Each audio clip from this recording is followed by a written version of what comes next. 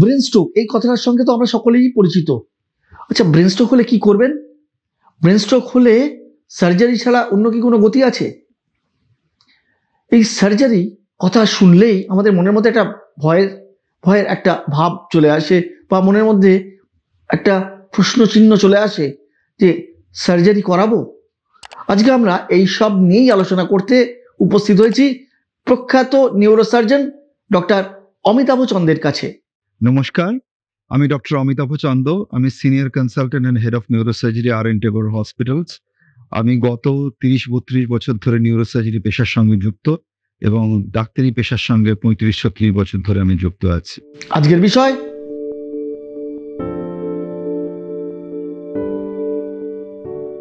Cerebral attack আমরা সাধারণত যেটা বুঝি যে মস্তিষ্কের মধ্যে রক্তক্ষরণ হয়েছে। এটা বিভিন্ন কারণে হতে পারে। আমরা টিপিক্যালি ইন্ট্রাসেরিব্রাল ব্লিড যেটা বললাম মস্তিষ্কের মধ্যে।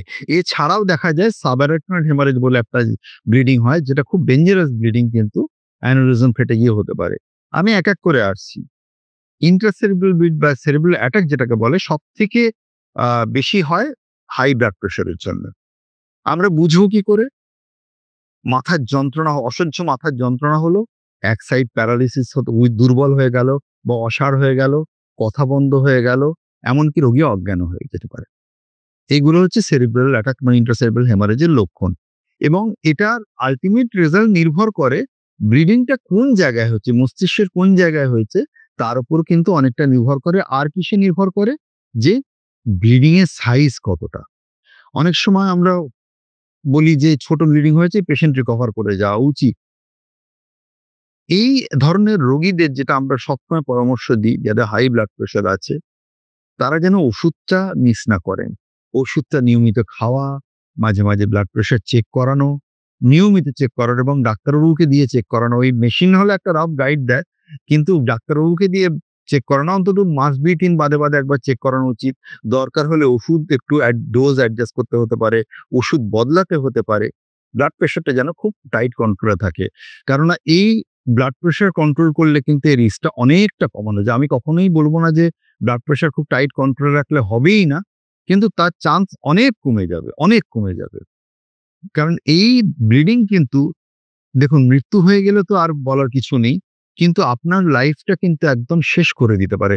আজীবন যদি আপনাকে প্যারালিসিস হয়ে থাকতে হয়, কোমাতে থাকেন, তাহলে কিন্তু শুধু আপনার নয়, আপনার পরিবারের উপরে একটা বিরাট বোঝা এবং তাদের আর্থিক কষ্ট, অর্থের কষ্ট, জনবল লাগে, অনেক কিছু লাগে, যেটা কিন্তু বেশিরভাগ মানুষেরই এই মানে বহন করার ক্ষমতাটা থাকে না। সুতরাং এটা হবার আগের থেকেই কিন্তু সাবধানতা নেওয়া উচিত। অ্যানিউরিজম যেটা ব্লিডিংটা যেটা হয়, সাবঅ্যারাকনয়েড হেমারেজ, সেটা তো আগে থেকে আমরা অনেক সময় জানতে পারি না। যদি না অনেক সময় হয় যে এটা পরিবারে, আপনি যেটা বলছিলেন যে পারিবারিক কোনো এর ক্ষেত্রে দেখা যায়।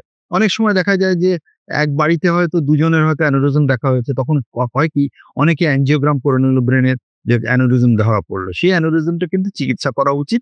না হলে অ্যানিউরিজমটা ফাটলে কিন্তু সাবঅ্যারাকনয়েড হেমারেজ, কিন্তু আমাদের বলাই হয় সাবঅ্যারাকনয়েড হেমারেজ হলে, অ্যানিউরিজম ফেটে 1/3 লোক হাসপাতালেই পৌঁছতে পারে না। এবার যে বাকি লোক পড়ে থাকলো, তার অর্ধেক কিন্তু হাসপাতালে গেলেও সে হাসপাতাল থেকে আর বাড়ি বেরোতে পারে না। তার হাসপাতালেই মৃত্যু হয়ে যায়। তার মানে বাকি থাকলো 1/3, তারা কিন্তু হাসপাতাল থেকে বেরোয়। তাদের মধ্যে কিন্তু কিছু লোক হয়তো আর নরমাল লাইফে ফিরে যেতে পারে না। সুতরাং এই অ্যানিউরিজম যদি দেখা যায়, সেটা কিন্তু আগের থেকেই ট্রিটমেন্ট করে নেওয়া উচিত। আমি একবারও বলছি না যে সব পেশেন্টের অ্যানজিওগ্রাম করা উচিত, কিন্তু যদি দেখা যায় পরিবারে অনেকের এরকম অ্যানিউরিজম হয়েছে বা সাবআরাকনয়েড হেমারেজ হয়ে অ্যানিউরিজম ধরা পড়েছে, অবিলম্বে চিকিৎসা করে নেওয়া উচিত। আর অ্যামাইলয়েড অ্যানজিওপ্যাথি হতে পারে, বিভিন্ন আরো কয়েকটা রেয়ার কারণ আছে।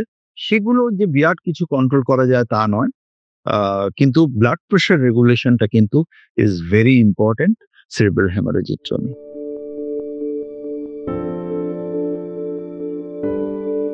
সেরিব্রাল হেমারেজের কি রেজাল্ট হবে রোগীর, মানে রোগীর আল্টিমেটলি কি কোন জায়গায় দাঁড়াবে, নির্ভর করে দুটো ফ্যাক্টরের উপর। একটা ফ্যাক্টর হচ্ছে ব্লিডিংটা কোন জায়গাটা হচ্ছে, ব্রেনের কোন জায়গায় হয়েছে সেটা ইম্পর্টেন্ট। আর দ্বিতীয় কথা হচ্ছে ব্লিডিং যেটা হয়েছে তার সাইজ কতটা। যদি খুব বড় হেমারেজ হয়, সেক্ষেত্রে কিন্তু মানে একটু চিন্তার বিষয়। যদি ছোটখাটো হেমারেজ হয়, আমি পেশেন্টদের বলি যে আপনি ওষুধ খাননি এতদিন, আপনাকে ঈশ্বর করুণা করেছেন যে অল্পের উপর দিয়ে জিনিসটা গেল, আপনি আবার নরমাল লাইফে ফিরতে পারবেন।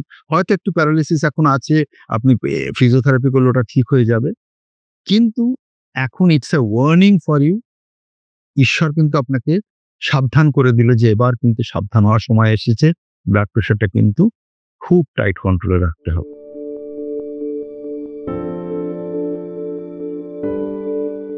সেরিব্রাল হ্যামারেজ আটকানোর জন্য নিউরোসার্জনের কাছে যাওয়ার দরকার নেই।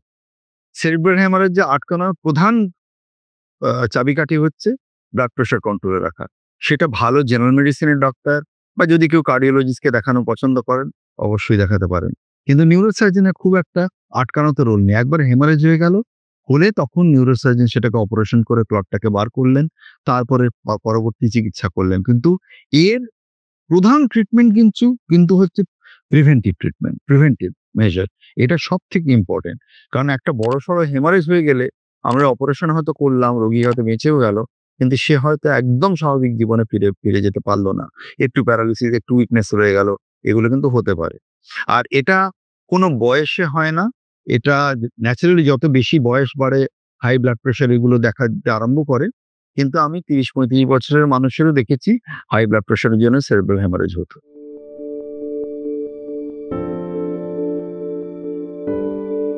দেখা যায় যে প্রথম ২৪ ঘন্টায় 38% মানুষের হ্যামারেজটা বেড়ে যায় এবং হাসপাতালে গেলে সেই মেজার গুলো নেওয়া যায় যে হ্যামারেজটা যাতে আর না বাড়ে, অল্প হ্যামারেজ হয়েছে সেটা যাতে আর না বাড়ে সেটা চিকিৎসা করা। বা যদি দরকার হয় চটপট অপারেশন করে ব্যবস্থা করা যাতে ব্রেনে খুব সিভিয়ার ড্যামেজ না হয়। তবে গোল্ডেন আওয়ারের কথাটা যেটা বললেন, সেটা আরো বেশি ইম্পোর্টেন্ট হয় যদি ইসকেমিক সেরিব্রাল স্ট্রোক হয়। ইসকেমিক ব্যাপারটা কি? সেরিব্রাল হেমারেজ মানে কি? আমার মস্তিষ্কের ভেতরে যে আ রক্তবাহী নালীগুলি আছে, শিরা বা ধমনী যেগুলো আছে ছোট, ছোট, সেগুলো ফেটে গিয়ে রক্তটা বাইরে বেরিয়ে এলো। আর ইসকেমিক স্ট্রোক কি হয়? আমাদের রক্তের নালীর মধ্যে থ্রম্বোসিস বা সার্কুলেশনটা হচ্ছে না। যে জায়গাতে ব্লাড যাওয়ার কথা ছিল সেই জায়গায় যেতে পারছে না। ব্লাড যেতে না পারলেই অক্সিজেন এবং খাবার যাচ্ছে না, সেই জায়গাটার ফাংশন কমে যাবে। সেটাকে আমরা স্ট্রোক বলি। আমরা যদি ৩ ঘন্টার মধ্যে ওই সার্কুলেশনটাকে রিএস্টাবলিশ করে দিতে পারি, তাহলে কিন্তু রিভার্সাল হতে পারে ফাংশন। যদি ৩-৪ ঘন্টা পেরিয়ে যায়, তখন কিন্তু আর সেই রেজাল্টটা অতটা পাওয়া যায় না। সেইজন্য যদি ইসকেমি অ্যাটাক হয়, এটা এখন প্রচুর জায়গায় দেখবেন ক্যাম্পেইনিং চলছে যে ইসকেমিক স্ট্রোক হলে গোল্ডেন আওয়ার আপনি যেটা বলছিলেন, সেটা মানে ১ ঘন্টার মধ্যে হাসপাতালে নিয়ে যান। কিন্তু যেকোনো হাসপাতালে নিয়ে গেলে হবে না। এমন কোনো হাসপাতালে নিয়ে যান যেখানে এর পরিষেবা আছে। আপনি একটা ছোট নার্সিং হোমে নিয়ে গেলেন, সেখানে কিন্তু এই পরিষেবা পাবেন না, সময়টা নষ্ট হবে। আপনি হয়তো ভাবেন, বাবা ওই হাসপাতালে গেলে বিরাট পয়সা খরচ হয়ে যাবে। আমি ওখানে যাব না, তার চেয়ে কম খরচে নার্সিংহোম যাই। কিন্তু ওই নার্সিংহোমে গেলেন, আপনি সময়টাও নষ্ট হলো, পয়সাও খানিকটা লাগলো। কিন্তু সেই মানে বাঞ্ছিত যে ফল সেটা পেলেন না। যেটা বড় সেন্টারে গেলে হয়তো পেতে পারতেন।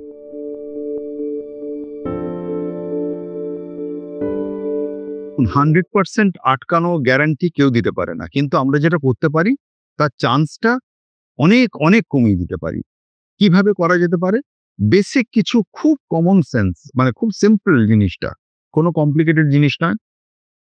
ডায়াবেটিস যদি থাকে, হাই ব্লাড প্রেশার যদি থাকে, এই দুটো টাইট কন্ট্রোলে রাখা। সেটা করতে গেলে কি করতে হবে? খাওয়া কন্ট্রোলে রাখতে হবে। এটা শুধু ডায়াবেটিস যা হাই ব্লাড প্রেশার তাদের না, সাধারণ যাদের ডায়াবেটিস বা হাই ব্লাড প্রেশার নেই তাদেরও খাওয়াটা কন্ট্রোল করতে হবে। তা বলে কি একটু ভালো খাবার মাঝে মাঝে খাবে না? নিশ্চয়ই খাবে। কিন্তু সেটা যেন খুব এক্সেস না হয়ে যায়। ধরুন মাসে ১ বার বা ২ বার সে বাইরে খেতে যেতেই পারে। মানে ভালো জায়গায় একটু হয়তো রিচ খাবার খেলো। ঠিক আছে। তবে সাধারণ যে খাওয়াটা তাতে মানে তেল ঘিটা যতটা কম, মসলা কিন্তু অবশ্যই খাবেন। এটা আমরা তেলের সঙ্গে মসলাটা এনে ফেলি যে তেল মসলা দেয়া খাবার খাবেন না। মসলা কিন্তু শরীরের পক্ষে খুব ভালো। প্রোভাইডেড মসলাটা খুব যাতে যদি ভাজা না হয়।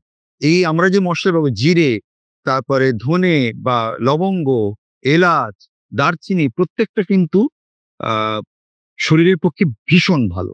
হজম করাতে সাহায্য করে, অন্যান্য অ্যান্টিঅক্সিডেন্ট তৈরি করে। হলুদ যেমন ভীষণ ভালো খাবার।